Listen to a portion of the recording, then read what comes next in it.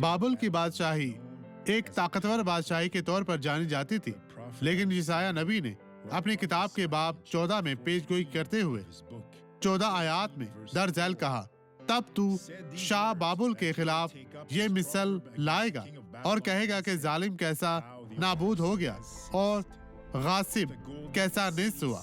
یسایہ نبوکد نظر سے پہلے زندہ رہا، لیکن ایک نبی کے طور پر اس نے نہ صرف یہ کہا کہ مسیح 700 سال پہلے آئے گا، بلکہ تقریباً 100 سال پہلے یسایہ نے یہ پیشگوئی کی اور چیزیں ہوئی جیسا کہ اس نے کہا۔ پیارے دوستو، جب خدا کے کلام کے ذریعے آپ کے دل سے بات کرتا ہے تو ایمان رکھیں کہ اس سے چمٹے رہیں، کیونکہ اس کا مطلب ہے کہ آپ خوش قسمت ہیں۔ خداوند آپ کو برکت دے۔ اب اس گواہی کو دیکھیں اور میں دعا کرنے واپس آؤں گا۔ خداوند آپ کو اور آپ کے گھرانے کو برکت دے۔ یہ خوبصورت گواہی دیکھیں۔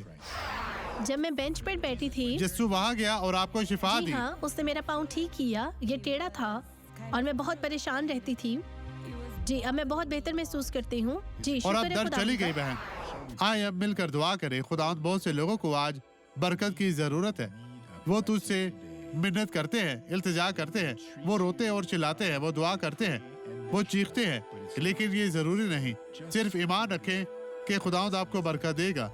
تو خداوند انجیل کے خادم کے طور پر میں ان کی زندگی میں موجود تمام برائیوں کو نکالتا ہوں اور میں تجھ سے کہتا ہوں، ایمان رکھیں کہ خداوند یسوع کے نام میں آپ کو برکت مل چکی ہے۔ خداوند آپ کو برکت دے۔